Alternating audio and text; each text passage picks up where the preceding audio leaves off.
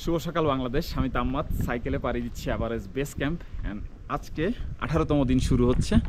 And সকালটা শুরু হয়েছে রুম থেকে আমাদাবলাম দেখে, এবং আশেপাশের পরিবেশটা জানলা থেকে দেখে এত দারুণ লাগতেছিল বলার বাইরে। আশা করতেছি আজকে অনেক সুন্দর সুন্দর পরিবেশ দেখার সৌভাগ্য হবে এবং আপনাদেরকেও দেখাবো। তাহলে চলুন 18তম দিন শুরু করা যাক।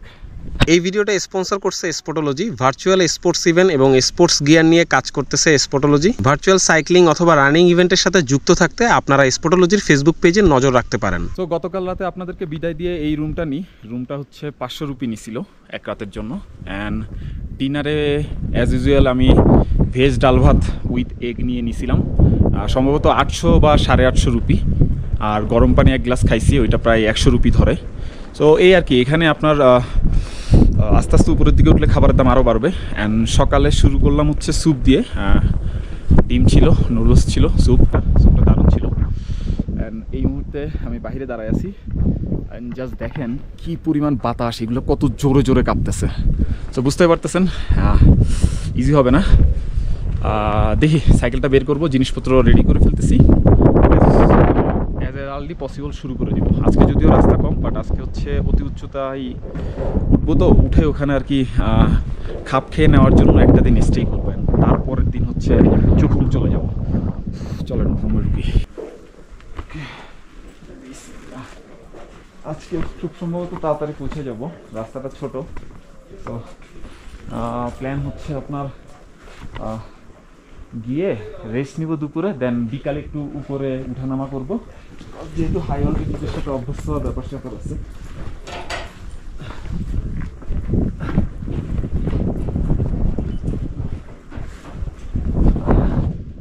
বাতাস বাজেভাবে বাতাস। আজকে থেকে সম্ভবত শীতের কাপড় আর এক লেয়ার এক্সট্রা পরতে হবে, এছাড়া উপায় নেই। এই বাতাস নেওয়া যাচ্ছে না। সামনে ভয়াবহ সৌন্দর্য অপেক্ষা করতেছে। চলেন একটু সামনে যেয়ে দেখাচ্ছি। তুমি নিশ্চিন্তে নিঃশ্বাস নাও, রেখেছে কিছু সুবাতাস। অ্যান্ড জাস্ট দেখেন প্রচণ্ড বাতাস হচ্ছে। অ্যান্ড জাস্ট ভিউ দেখেন। And the mighty Ama Dablam. 2 জন বাংলাদেশি এই আমাদাবলাম সামিট করছে। অ্যান্ড সকালে হোটেল থেকে মূলত এই আমাদাবলামই আমি দেখছি। অ্যান্ড সূর্য আমাকে খুব সুন্দর একটা ওয়েলকাম করছে, যদিও আমি সূর্যের আগে ঘুম থেকে উঠছি। অ্যান্ড অ্যাজ ইউজুয়াল এটা আমি প্রতিদিন করতেছি। জাস্ট পাঙ্গোচে শহর মানে ভিলেজটা থেকে জাস্ট বের হয়েছি।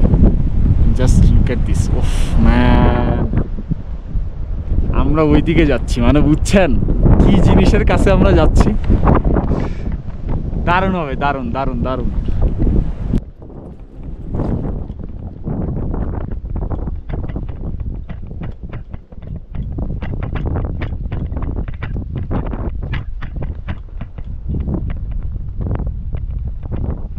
এই ছোট রাস্তায় সাইক্লিং করা কিন্তু খুব একটা সহজ না। এক পাশে উঁচু পাহাড় এবং উপর থেকে মাঝে মধ্যে পাথর পড়ে, সাবধান থাকতে হবে। আর ডান পাশটা একদম খাদ নেমে গেছে, আরও সতর্ক থাকতে হবে। আস্তে ধীরে যাই, তাড়াহুড়ার কিছু নাই।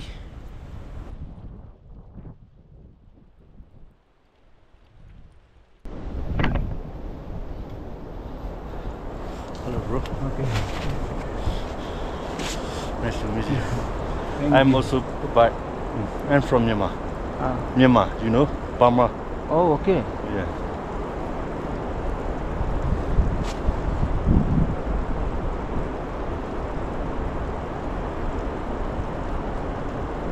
Okay.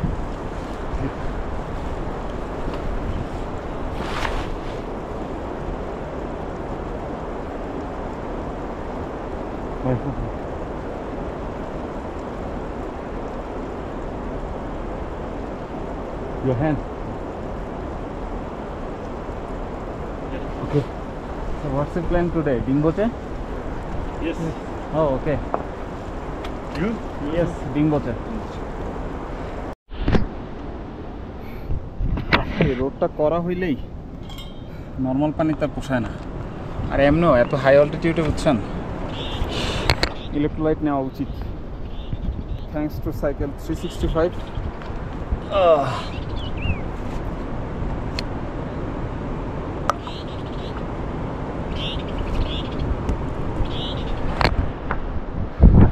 রোদ থাকলেই ভালো, বুঝছেন, ঠান্ডা থেকে রোদটা নিতে পারতেছি ভালো।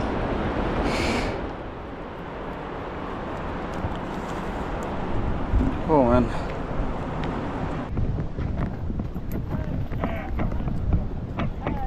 Oh man.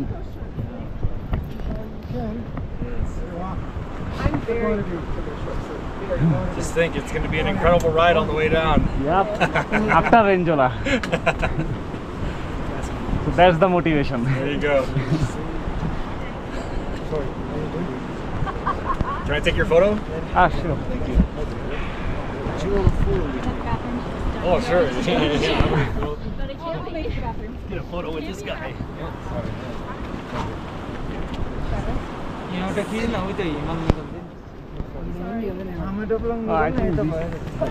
Yeah. Maybe better. Oh no, they want Amadabo in the back. Oh, okay. Yeah.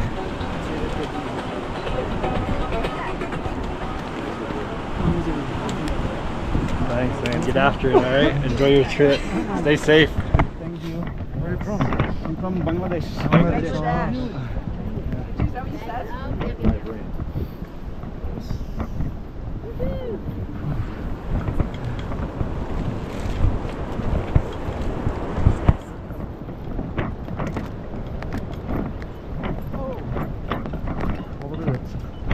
রাস্তা কম দেখে আনন্দিত হওয়ার সুযোগ নেই, স্লো যাইতে হবে। হাই অল্টিটিউড তো তাড়াহুড়া করলেই বডি রিয়াক্ট করবে।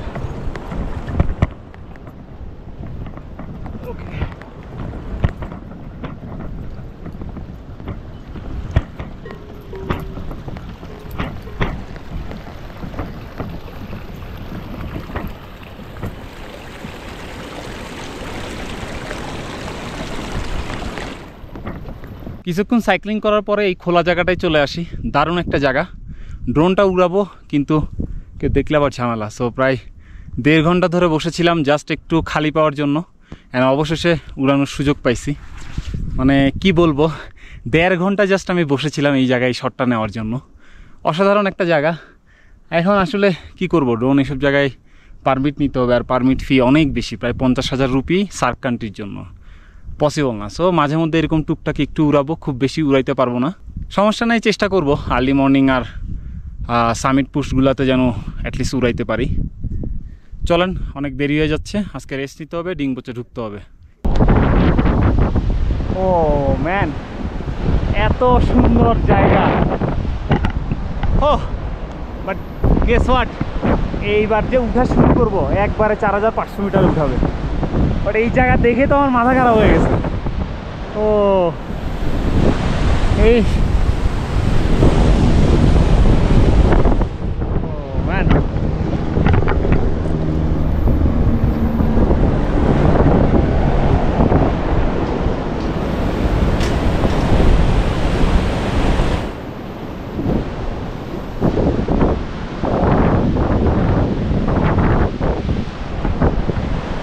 এত পরিষ্কার পানি। চলেন উপর উঠি।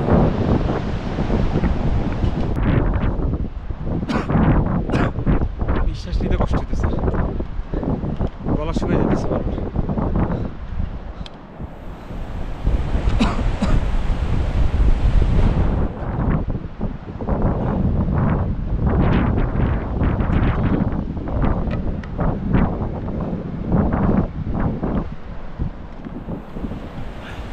আরে চোরা বালু থাকতেছে না, দৌড় মারা খালি, মানে কি যে একটা অবস্থা। ওই নিচে থেকে উঠছি, চলো আস্তে ধীরে যাই। যান বাইরে হয়ে যাইতেছে। এই সামনের দিনগুলো কি করবো বুঝতেছি না। 4500 মিটার এই অবস্থা, কোথায় 5.5। ও খুবই সাবধানে কাজ করতে হবে, তাড়াহুড়া একদম করা যাবে না, করলে ধরা।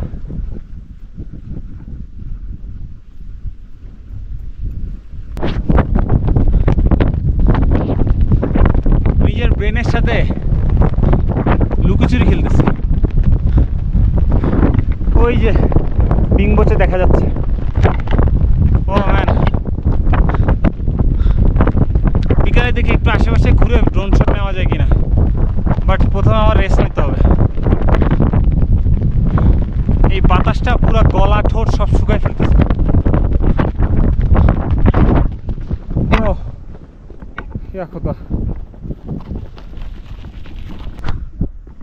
সো আমরা ডিংবোচে চলে আসছি, 4500 মিটার উপরে আছি almost, and this my room. সকালবেলা ভালো একটা ভিউ পাবো। অ্যান্ড গেস হোয়াট, এই হোটেলটাই রিকমেন্ড করছিল আমাকে নামচে বাজার থেকে। সো একটা কাজ করি, জাস্ট জিনিসপত্র খুলে রিল্যাক্স হয়ে ব্যাগে ক্যামেরা নিয়ে ওই টপে যাব। আমার কেন যেন মনে হচ্ছে টপ থেকে ড্রোন শট ভালো আসবে, এই সুযোগটা কাজে লাগানো উচিত। চলুন।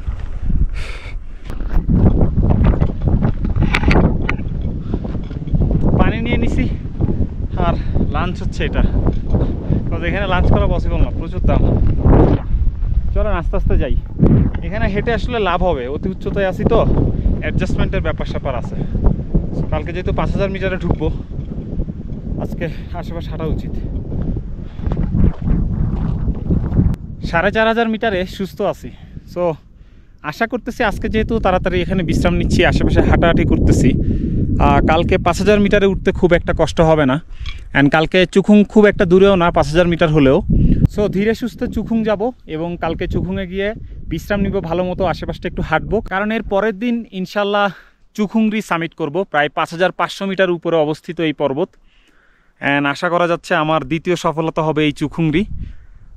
সবাই দোয়া করেন, সুস্থ থাকবো ওই আশা নিয়ে আসলে আগাচ্ছি। বাট দিন দিন ব্যাপারটা ডিফিকাল্ট হচ্ছে, এত ভারী সাইকেল জিনিসপত্র নিয়ে আসলে 5500 মিটার কীভাবে কি করব জানি না।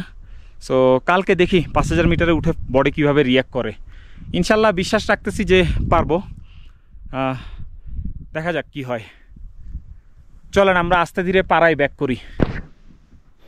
সো রুমে চলে আসছি,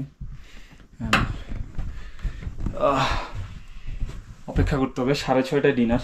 সো আপাতত এটা খেয়ে নিব, হোপফুলি আর 3.5 ঘন্টা, তো 3টা বাজে কেবল কাটায় ফেলতে পারবো টাইম। তো আপনাদেরকে ডিংবোচে নিয়ে কিছু কথা বলি। ডিংবোচে হচ্ছে প্রায় 4400, তো ধরেন 4500 মিটার উপরে অবস্থিত। এবং যারা অ্যাভারেজ বেস ক্যাম্প ট্রেকিং করতে আসে তারা মোটামুটি এই রুটে যারা আসে সব ট্রেকার্সই বলতে গেলে ডিংবোচেতে একটা দিন কাটায়, যেহেতু এরপরে অতি উচ্চতায় চলে যায়। সো এখানে একটা রাত সবাই থাকে, আবার অনেকে 2 রাতও থাকে। হ্যাঁ, আজকে রাস্তায় একজনের সাথে দেখা হয়েছে, ওনারা 2 রাত থাকবে এখানে বলতেছে। তো এই আর কি, খুবই সুন্দর ভিলেজটা, ভাল লাগছে। আশেপাশে বড় বড় পর্বতের ঘেরা, নাইস। অ্যান্ড এই তো রাতে ডিনার করব। দেখি চার্জের কি প্রাইস, ওয়াইফাই তো যে দাম বলতেছে 1000 রুপি, পসিবল না। দেখি কোনোভাবে ডিল করা যায় কিনা, যে 3 ঘন্টার জন্য ইউজ করব, লাইক 200-300 রুপি কি বলে, দেখি যদি ওরকম হয় তাহলে ইউজ করবো, কজ আমার একটু অ্যাডমিনদের সাথে যোগাযোগ করতে হবে। যাই হোক, 18তম দিন এখানে শেষ করে দিচ্ছি। কালকে ইনশাল্লাহ 19তম দিন আপনাদের সাথে দেখা হবে, আর আজকের বাকি অংশ কালকের সাথে অ্যাড করে দিব। আল্লাহ হাফেজ।